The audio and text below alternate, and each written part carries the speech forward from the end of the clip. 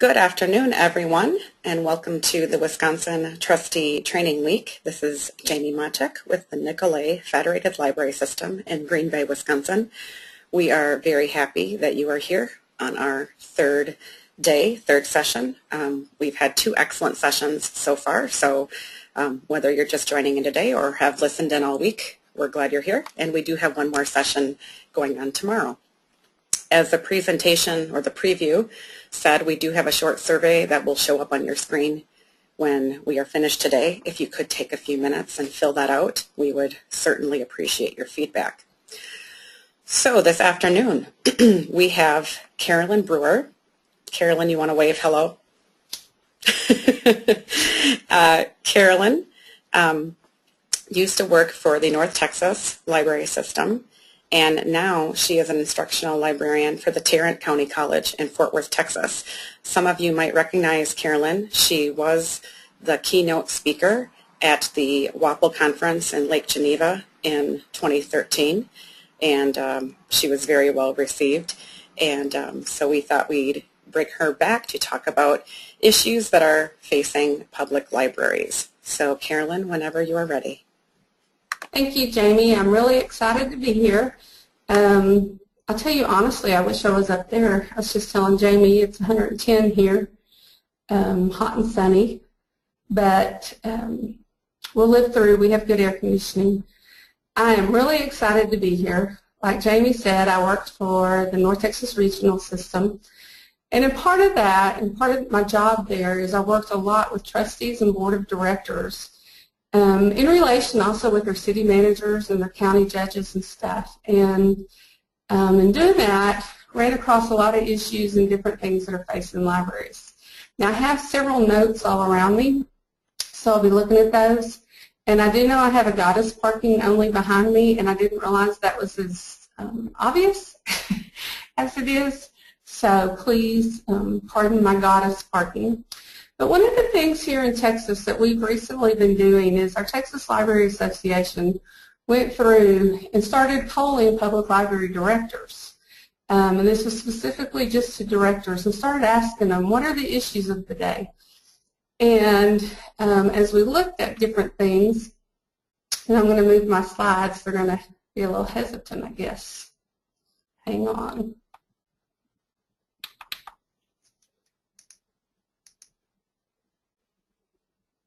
Oops, I lost me. That's okay for a minute. Let's look at this slide. And several things came up in the issues for 2014 and beyond. And I'm going to tell you that I think these things are critical, but I'm not sure they're the primary thing we need to be looking at right now. And of course it's funding, because funding is an issue across the board. I'm telling you all, across the United States, funding is a big issue.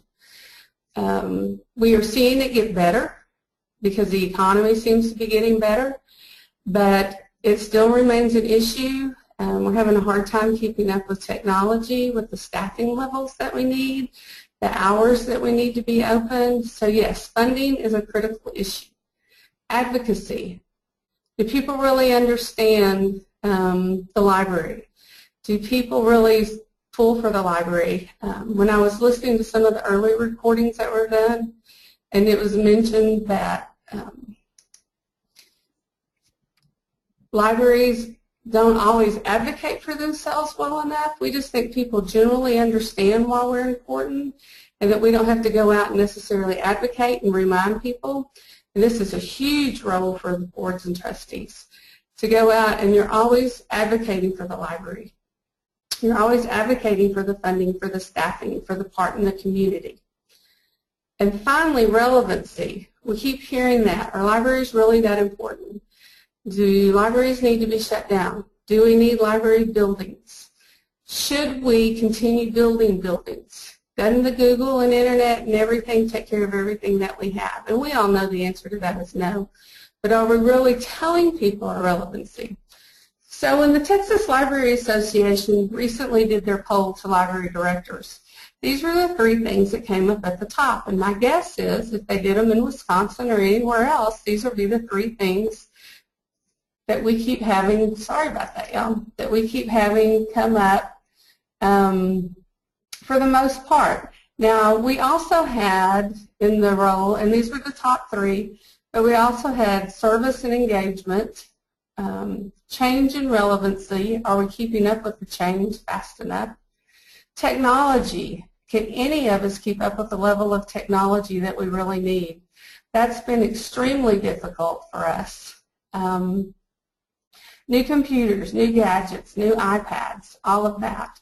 That goes under funding and our relevancy to convince people why we need those things. Also coming up is the digital content and digital divide. I think the digital divide, you know, we used to always think of it more as age, younger versus older, and a lot of the digital divide anymore is socioeconomic. You know, even those of us who have good jobs, it's hard to keep up with all the latest gadgets, all the latest information coming out, and everything that we need to keep up with in our libraries. Space, are our libraries large enough? Jamie, can you hear me?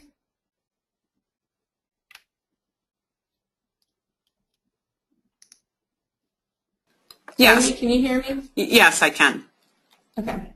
I'm going to keep it in this way because I keep getting a buzz on my side, so I just wanted to be sure. No, you sound fine. Okay. So as we go through this, I want to look at those three issues, the funding, the relevancy, and the advocacy are critical. Do not hear me say they're not critical, okay? What I'm wanting to tell you, though, is what we really need to focus on, I think, is to step back from that, which is looking at our role as trustees, our role as our right staff, and our role as strategic risk.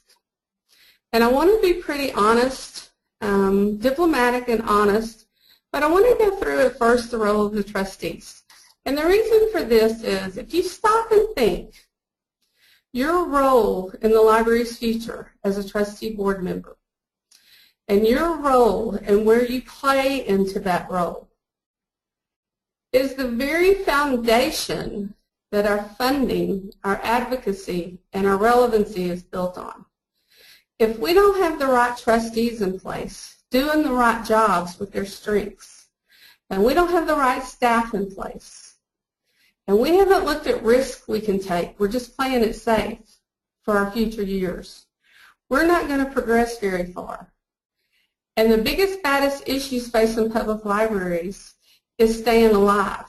So we need to step back and make sure that we're meeting the needs that our community wants and that each of us are taking our role. So that's what I want to go through as we progress through these slides.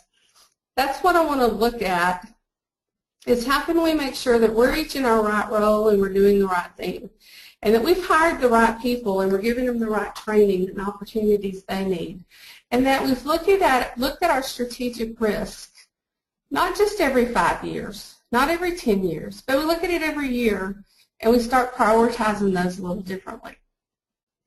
So I want to kind of take a minute and look at the trustee's role. Because again, keep in mind, trustees, you're the ones out there at the supermarket talking about the library. You're the ones that are helping build the financial plan for the future funding. And you're the ones that are deciding what risks probably need to be taken. So, Carolyn? What's the trustee to do? Yes. I can see your slides. Do you want to put it in full slide mode? Okay. If you go to slideshow at the top.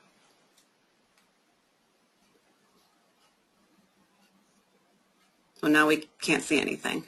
Yeah. That's why it keeps going black, and that's what I'm not. I think let's leave it because we don't want it to go black. So this is fine. Sorry about that. No problem. Can you read it okay, though, with the smaller size? Yes, it's fine. Okay. Thank you. And I'm not sure, is there something I'm not doing on the GoToWebinar side? Now we see your email. So, okay, you're good now. Okay. So just I was trying to see if I could link to it from there, but it's just not letting me for some reason. It's good where it is. So what's a trustee to do? And one of the things I want Board of Trustees, and this is for individual. This is not even necessarily to share in the group. This is for you individually to stop and think, because you serve. And you serve for a reason. And the libraries really appreciate your time and effort in serving. It's a big deal to us for our trustees, because we know you take time out of your personal life and what you're doing to care about the library. So that's a great big deal to us. So what we need to do is look at the board as a whole. And some of y'all may have been on it for a while, and some of you may be new. And one of the things to look at is what has the trustee board actually accomplished in the last 2 years. And really think about that and put pen to paper and go through and say, you know what, we've done really well with this, this, and this. And these were other goals we had that we've not been able to finish those up yet. And look and see, is there anything critical that you've not been able to do yet?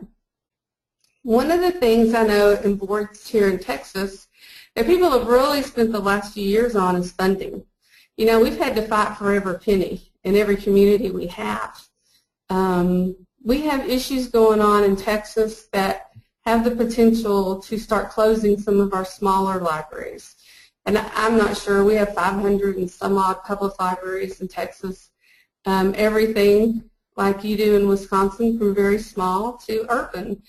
And what we've really been asking the boards of each of the libraries to do is to look and see over the last couple years, what have you really accomplished out of your plan? How are you accomplished that goes with the mission of your city, your county? And let's start putting that pen to paper so that when people ask, we have our accomplishments down. And then we can also be honest with ourselves and what are the things that we keep getting pushed back that we never do get to, and maybe we need to reevaluate, is that still a goal? We put on there funding. We need funding, but we need to start being more specific. What have we been able to get in funding the last 2 years as far as from government, from grants, fundraisers? Anything that you've done, and let's start seeing what's really been worth our time. The other thing is, what have you personally as a trustee accomplished for the board in the last 2 years? Maybe you're new and you haven't had time yet, but look at yourself and see what is it that you've accomplished.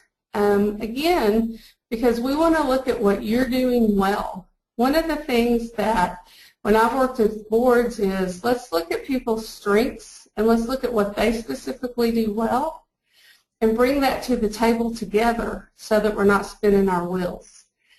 Also, if you're doing something you do well or you have a passion for, you're likely to be more successful with it. You're likely to go for it more. So what's your passion for the library? Why are you a trustee? Did you grow up in libraries and you've always loved them? You understand your kids like them and you want to keep them around? You realize the economic impact that libraries have, so you want to make sure that the library's there for people to look for jobs and work on resumes. Maybe you have grandkids and you like to take them to the library. Whatever reason, remember the passion for the library, and that's why you serve as a trustee. And again, I want to remind you, this is just for your eyes so that you can kind of maybe need refreshed. And so this will help you remember what you're accomplishing and what the trustee board is accomplishing. Or maybe you're brand new and this will help you guide where you want to go with it. Now, like I said, you want to look at your strengths and talents. Let's say you're an accountant. Maybe you don't want to do accounting on the board of trustees because you do that all the time and you need a break. That's okay, but it also means you're quite good with numbers, with details. And it's just like doing a resume for a job. Look at your strengths and talents and how can we best use those with the trustees. The other thing I think is really important, and people are sometimes a little more uncomfortable, is what do you really dislike doing? And this is, again, being honest with yourself. If you hate doing something, if it's tedious for you, then don't volunteer to do that for the trustees. That's not probably the job you need to be helping with at the library. So go through and, again, for your eyes, what do you dislike doing? and see if that's some of the tasks that you're getting assigned, and let's start moving things around and make sure that people are using their strengths and talents. One of the things to keep in mind, our Board of Trustees, we give you a lot of responsibility. We respect all the input and looking at everything. And so when you have a strength in an area or a talent, for you to bring that to the library director or bring it to the friends if you want to do that also, and then you look and see, how can I accomplish this? And that may be your task for the year. One of the things I've noticed when you start talking to people about being a trustee or even a volunteer for the library, they look like deer in headlights because they're afraid once they sign on, they're going to be asked to do 100 million things. And this is where, as trustees, you do have a higher level of responsibility, but let's divide it out for you and divide and conquer, and then bring things together so that you don't feel like you're always having to be the one that does everything.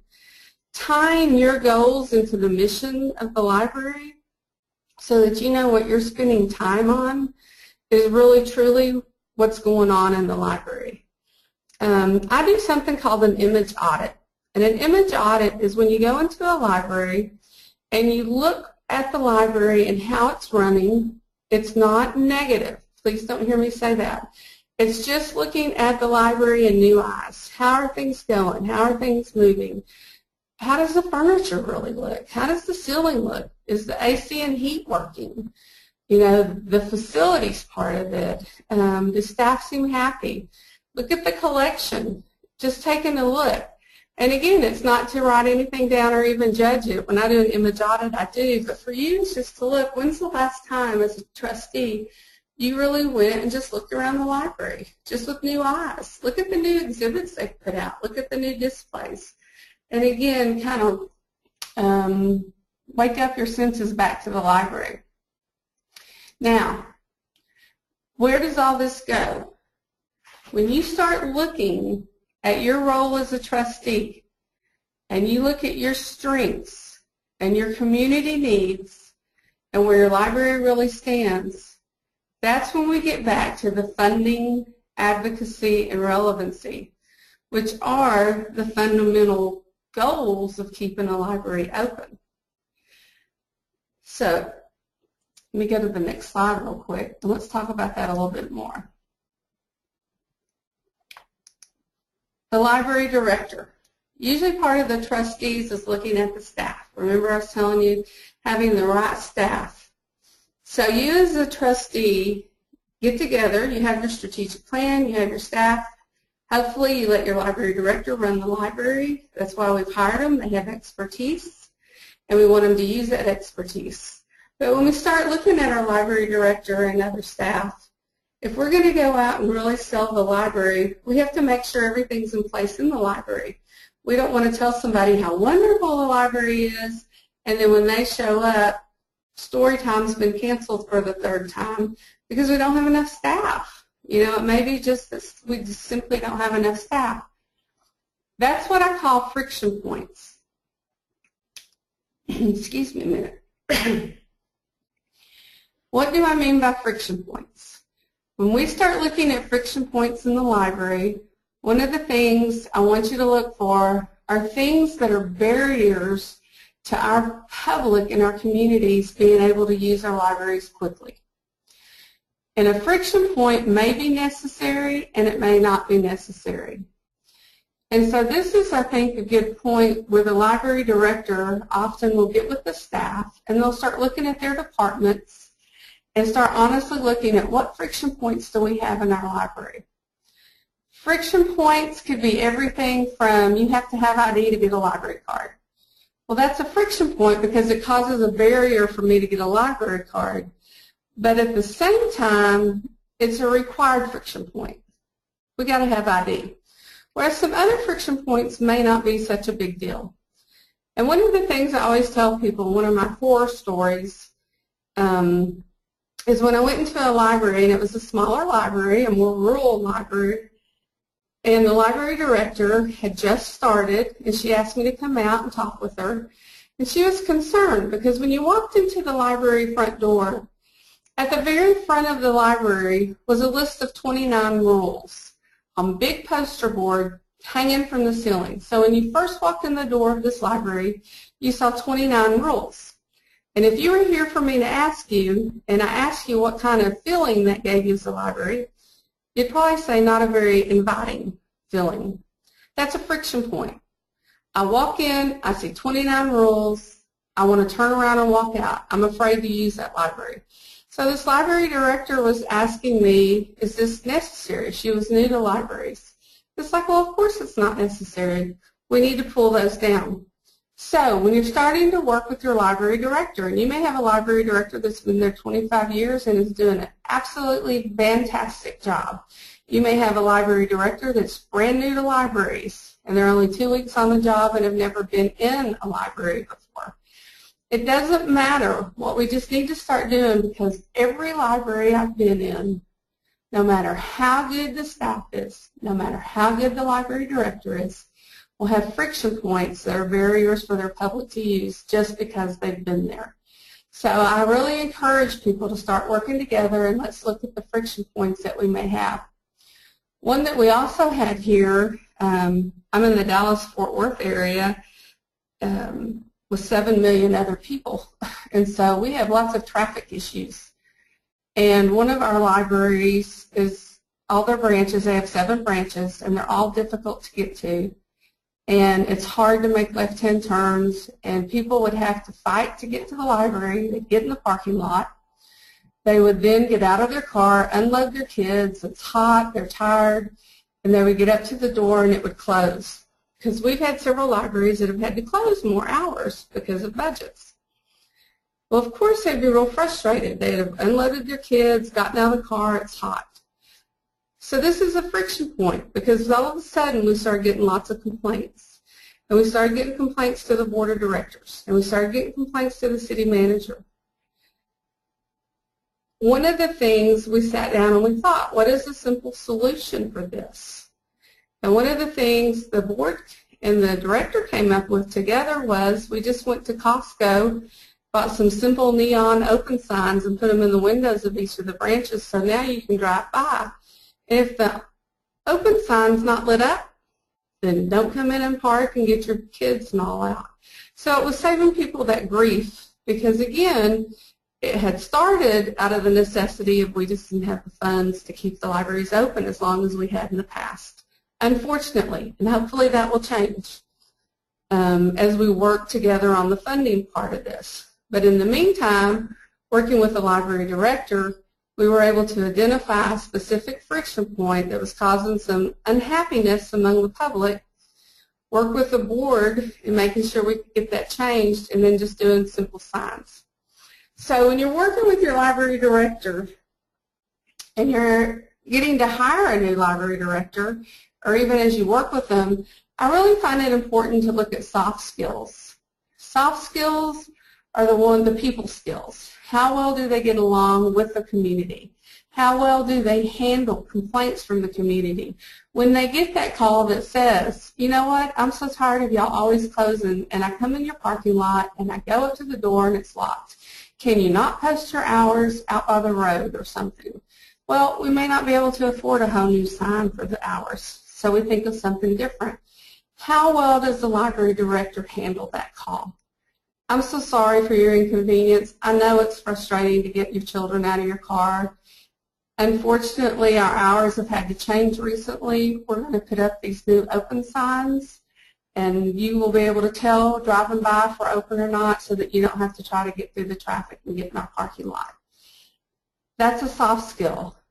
Now, we may need to do better training on soft skills as a whole for everybody, just because sometimes we forget how to handle difficult situations, because when we're in the middle of it, our pulse goes up, our adrenaline goes up. And so if you feel like you have a library director that maybe needs help on some soft skills, I really encourage going online and finding some trainings. There's probably some in Wisconsin or from Web Junction or one of the areas on how to do better soft skills. And again, I think personally, from all the people I've hired and worked with, soft skills are difficult to teach. People tend to have them or not usually. It's that very personable. It's people that naturally smile. Some people just don't naturally smile, so they may not be as approachable. But we at least need to make people aware of how to work their soft skills to the best. Now, power skills are those negotiating skills, working with vendors, working with the government, employees, working with the staff. And by power, I don't mean overpowering someone. I mean having the confidence and competence. One of the things I tell Board of Trustees all the time is you hired a library director that has expertise and wisdom and experience, or they wouldn't have gotten the job. So if they're already doing a really good job, we just need to strengthen those power skills. Some people are just not comfortable doing like negotiations and having to speak in front of groups, having to do presentations, and this is where the Board of Trustees maybe can come in and someone may assist the library director on presentations and different things they need to do. We need to, again, go back to what our strengths are. And your library director, what are their strengths? You know, have them do the same exercise. What do they feel like they bring to the job? What do they feel like they bring to strengths? Now, if some of y'all employ a library director that you've inherited, and again, I told y'all I was going to be brutally honest, some of you may have a library director that you've inherited that you wish would develop a little more power skills, be able to negotiate, be able to deal with difficult situations, be able to deal with conflict. Then I think it's time to start really doing some specific training on those issues with that director. We all the time we're getting called to go in and talk to library directors, and they've never really been given management training. They were either just there when the director before left and got moved into the position, or they were someone that applied for the job, and they never really had a fair chance on how to manage, how to do interviews, how to hire, how to do human resource issues if they have a difficult staff member, and just work with the staff one-on-one. And so be sure that your library director has the proper training. And then spotlight skills is your library director comfortable and able to go out in the community. They need to be speaking at groups. They need to be doing any kind of speaking that they can do outside of the area, working with the other library directors of the area. They need to get to go to conference, get to know other people, hopefully present at conferences, and just become very spotlighted and known. Because that's where innovation comes in. That's where ideas come in. And again, if you have someone that's a little more insecure at doing that kind of thing, then who else on that staff maybe feels comfortable doing it, or who is a trustee that may feel comfortable doing it? So make sure that you take time to work with your library director, find out what their strengths are, and if we have any gaps, we need to figure out how trustees or other staff members can start filling in those gaps. And make sure that the library gets spotlights. It may not be the director that's able to do it, but somebody needs to make sure they have spotlight skills for the library. One of the things I will do occasionally when I'm in a community is I will go up to someone at a gas station or a grocery store and I'll say, "Where's the library?" And I can't tell you, probably 50% of the time I get comments about, "I have no idea." Or, "We have a library?" And again, it's not always the library's fault. It may just be that we've been complacent as a whole. And that's back to the trustees' advocacy of the library also. But make sure that you have staff that have an opportunity to go out into the community and discuss summer reading, what other things are coming up, how great the library is, the usage of the library. Most of us are seeing our usage go up instead of down, which is what people tend to think is happening with the internet, and actually most of our usage is going up. Now, I think this is really important, but this is really a time-consuming goal. So I'm going to give you all this as a challenge with your library director and the trustees. I would probably make it about an 18-month goal if you don't have it already, but you need some kind of board trustee notebook that's put together with the library director that includes everything from bylaws, mission, the library director's job description, how to understand financial statements, how to explain what's discussed at the trustee meetings, what's passed out. And again, this is tedious. I know that. But when a new trustee comes on board or a new library director comes on board, they have this notebook. And yes, I think it needs to be in print as well as electronic. Is it hard to keep print updated? Yes, it is. And that's why I think probably once a year you need to update it. The reason for that is at least have one print copy that's in the library that is shelved with the rest of the materials, and then someone can come in and just update that one copy and it's not too tough. But when you have questions, because again, 10 years down the road, people are like, well, how did this come about? How did that come about? And you may keep minutes and hopefully you keep minutes of all of your meetings, but it would be the things in this notebook would be the things that a new trustee would have questions about. Stop and think. When I first started as a trustee, what did I not understand? And none of us like to have to ask lots of questions and look ignorant. Even though you shouldn't feel that way, it's often hard to do that. So if you could do just a simple notebook and then hand it to the new trustee to look at. Hand it to the new library director to look at. That has all of this information in it. And then they can flip through, get a feel for it, and then keep it electronically to refer back to. But a lot of times, I know in today's time with all our gadgets, but a lot of times still it just really helps having it in one central place in print to flip through and get a feel for it. It's just an idea. It will take time.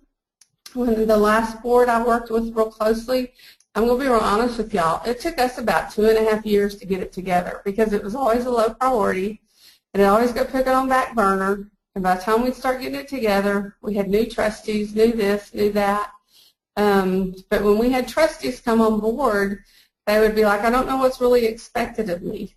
And I know in Wisconsin, y'all have several documents at this, I think it's at the state library site, to show how to be a trustee member, how to run the meetings and all of that. It's very good information. But maybe pull out the few nuggets that you really had questions about and make that just your board notebook. One of the things the last board I worked with also, and no one spoke up, and finally I asked, and I didn't realize how many of the trustees were not understanding the financial statements we were giving out every month. And if you're not an accountant and you haven't worked a lot with financial statements, it's understandable. So if you feel like that you're not getting that part of it, again, some training just needs to be done. Take a trustee minute and have the accountant come through in one of the meetings and explain the basic financials to everybody so questions can get answered. And that piece of it could be a part of your board book. So just keep in mind, this needs to be done with the director because pieces about the library need to also be put into that so that everyone understands what's going on in the library. Make sure your library director and support staff have time to do professional development. One of the great frustrations to me is someone gets the job, whether it's the trustee, the library director, or other staff, and they get the job, we put them in it, and then we just forget them. I know, talking and working with Jamie, that y'all have fantastic professional development opportunities. But what we need to make sure is that staff have time to do them and get some protected time. And for sure, this is the library director, and it trickles down. So the library director needs to have that time each month. And that's not going to happen if the trustees aren't advocating for that. That's one of the areas that gets dropped very quickly, is training and professional development. selecting the key staff members and who gets to go to what. Everyone needs continued training. Do you realize the gadgets and everything that we're asking anymore in the library? Do you know how to work my iPod? Do you know how to work my iPad? Do you know how to work my Galaxy phone? How do I get into this database on my Galaxy phone? That's hard, and can all of us ever keep up with all of that? No, but we need to be spending time and making sure that staff are getting trained on technology, at least some key staff, and then let them bring it back to the rest of the staff. And again, it's not the opportunities aren't there, it's that we're not giving staff protected time or money to go to a training to get that done.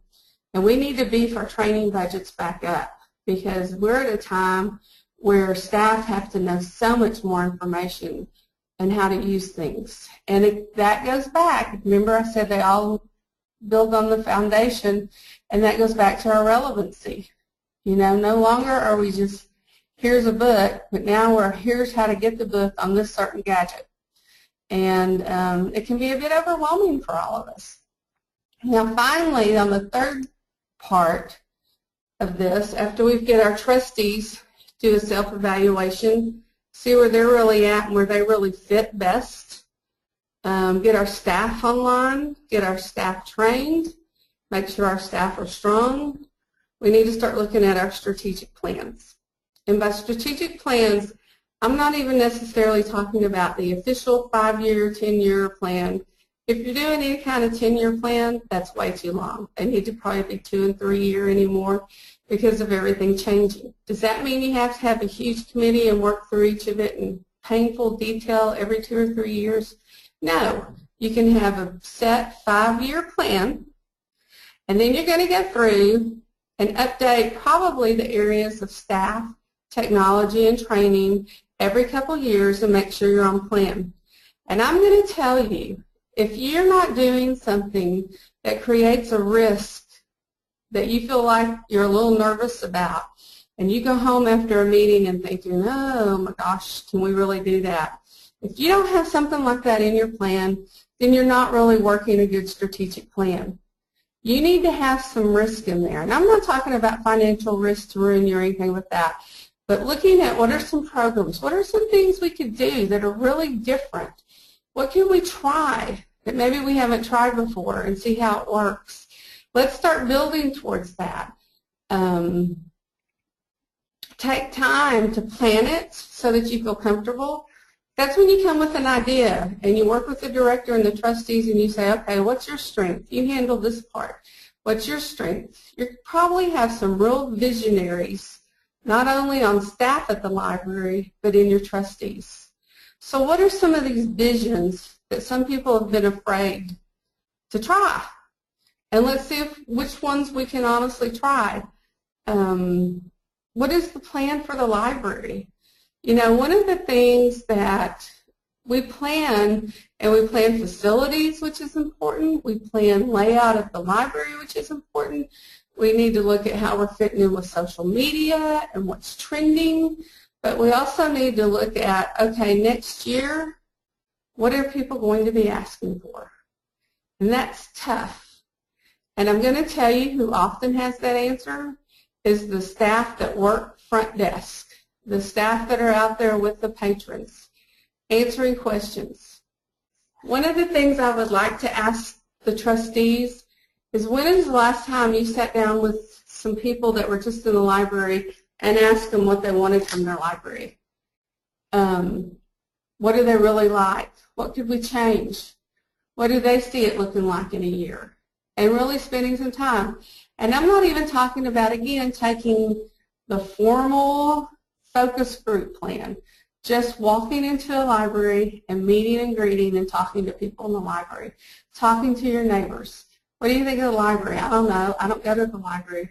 Why don't you go to the library? Does everyone need to go to the library? No. We're never going to have everybody in our community go. But we need to find out why some of the not going to the libraries are not going. We tend to do surveys in the library, or we put them out in the library. Those people are already coming. So let's do some risk. Let's go out in the community. Let's see if we can connect to water bills or whatever and get some planning going and ask people, are people going to give us some crazy stuff? Absolutely. You know, maybe they want their library books delivered by drones. Well, we're probably not there yet. We're probably not going to be able to do that. But maybe they have some other ideas. Maybe they want lockers somewhere outside the library because you can't be open many hours. So there's locked lockers that they can go in and get their stuff after hours or put their stuff back in there. Just thinking through, again, those are some of the friction points of how we can tie that into our strategic plan. What I mainly want to emphasize, though, if you don't feel like your library and your plan includes some risks that make you a little bit nervous, I encourage you to reevaluate it because the future is a little bit nervous. We don't know where all of technology is going to go. We don't know how we're going to fund all the needs that we have. We don't know what our community may look like necessarily in 5 years. But we're going to have to try to guess. We're going to be able to take the knowledge and the history that we have, figure out some expectations, and we're probably going to have to look at our plans a lot more frequently than we have in the past. I remember the days we would set a strategic plan for 5 or 7 years and necessarily not look at it again. We don't have that comfort level anymore. We're going to have to be looking constantly as everything changes technology-wise. We're going to have to reevaluate our ratios. How many online books do we buy? How many print books do we buy? Do we keep buying magazines?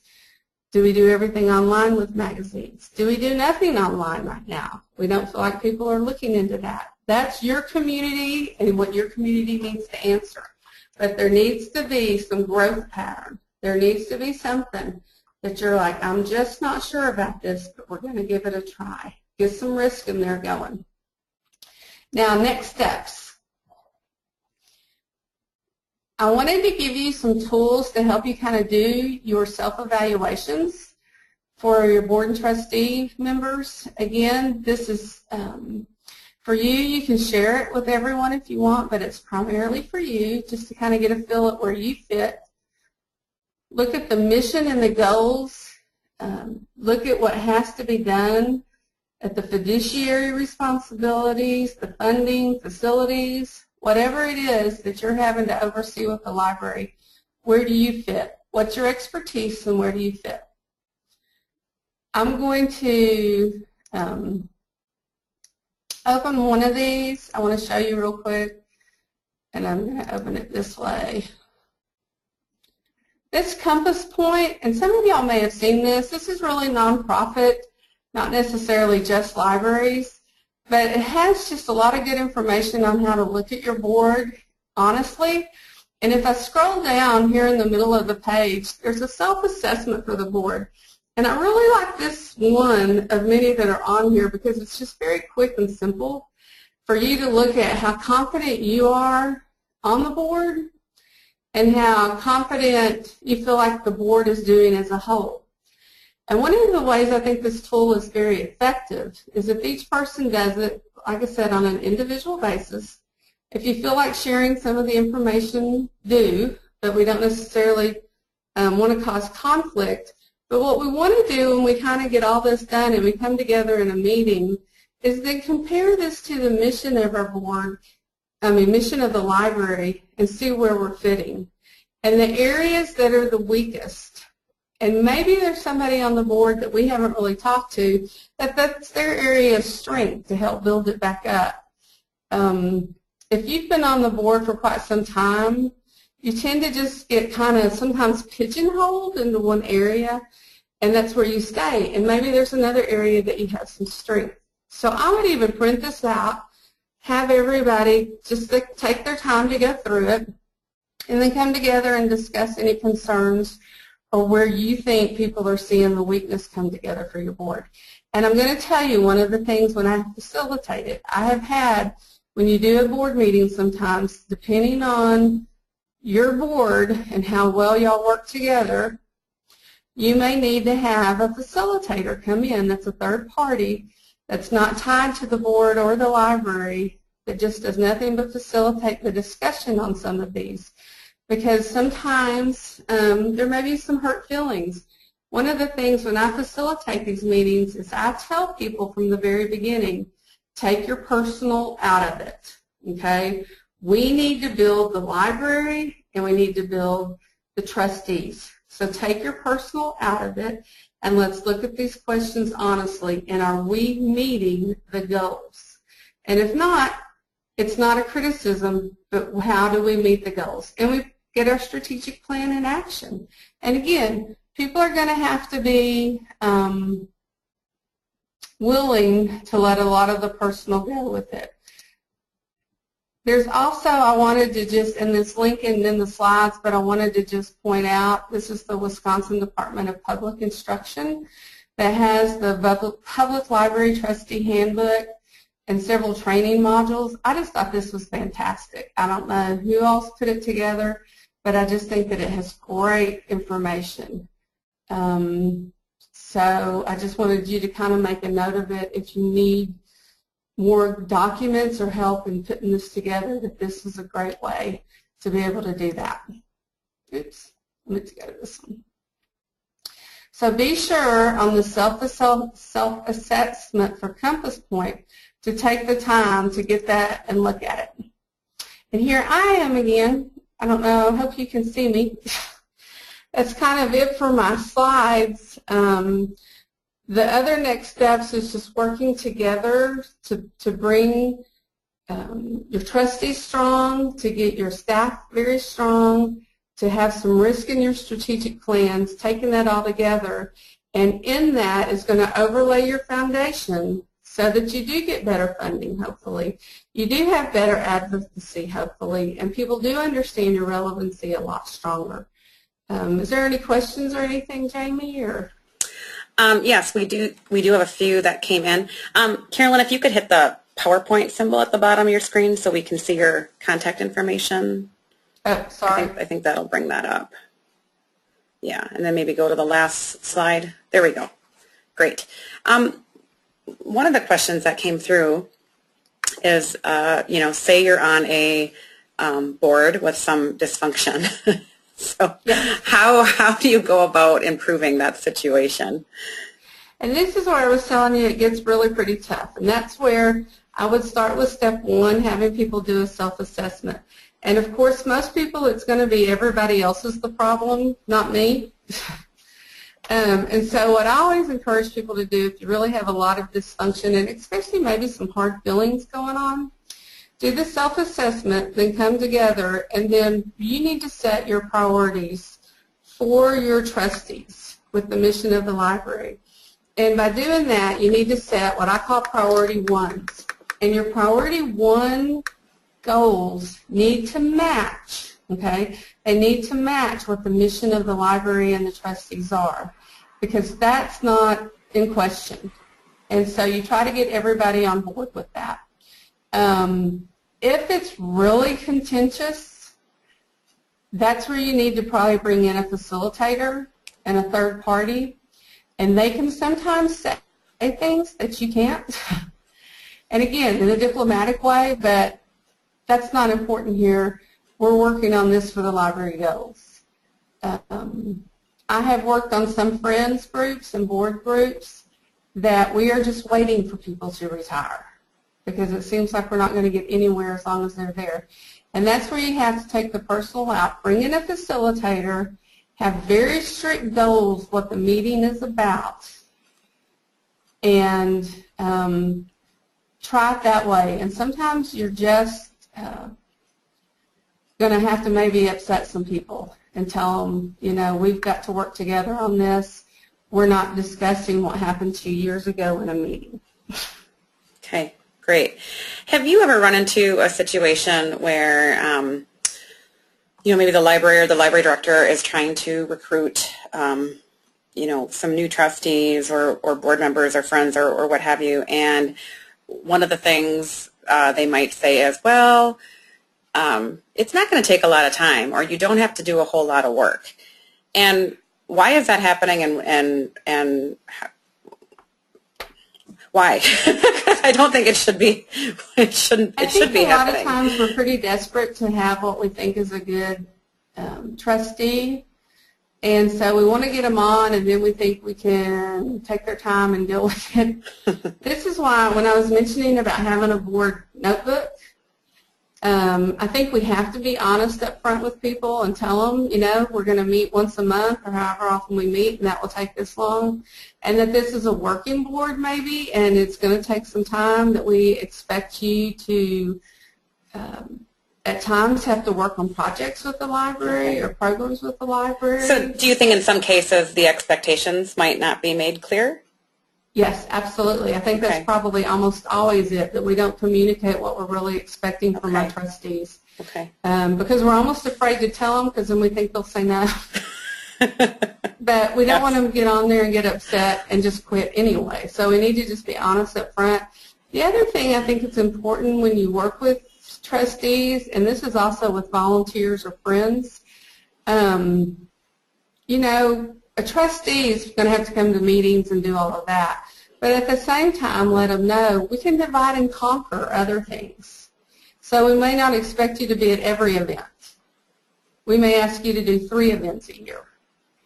And start thinking that through. But yeah, you've got to be upfront, because then all you do is really upset people, and then they run when they see you. And they're even afraid to go in the library anymore because you're going to get them for something. Okay, great.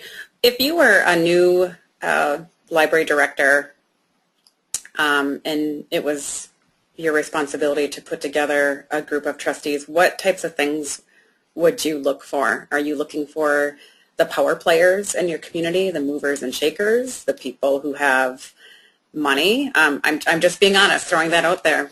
Because I know that it could be all of those things at times. So, but what are you looking for?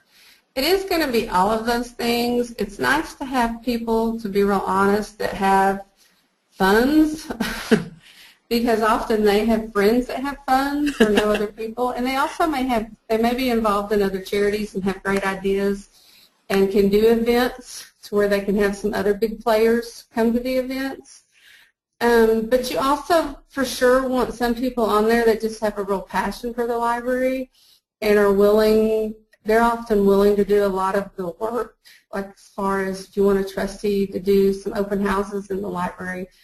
Those that have the real passion and come to the library a lot are going to often be willing to volunteer those, you know, some of their time. You definitely want, if you can get them, people that are real visible in the community, people that are already involved in other organizations. And again, it's just that it's not to dismiss anybody else if they're interested, but if you have those players on board, it's easier to get other big players on board. And then the library is in the spotlight. You can go to them and, you know, have the library have a booth or have the library mentioned at these events. So it's really all of the above, but yeah, for sure, there's no shame in going after, and I don't want to say just big money, it's no shame to go after people that are known in the community, that are very well known. Okay. We're just about out of time. Carolyn, do you have any last minute thoughts before we end for today? I want to just really encourage, I know serving on boards, that a lot of times it gets very frustrating because there are those, like in anything, if you have 10 members, 2 are doing most of the work. And it gets very frustrating. And I just want to, again, emphasize how important that role is for our libraries. A lot of times we wouldn't have strong funding that we do get. We wouldn't have the advocacy and the relevancy without our trustees, so we really appreciate them. So if you're those that are the hard workers, try not to get too burned out, and do spend time talking up, instead of can you be a trustee, can you do all of this, can you help me with this one project?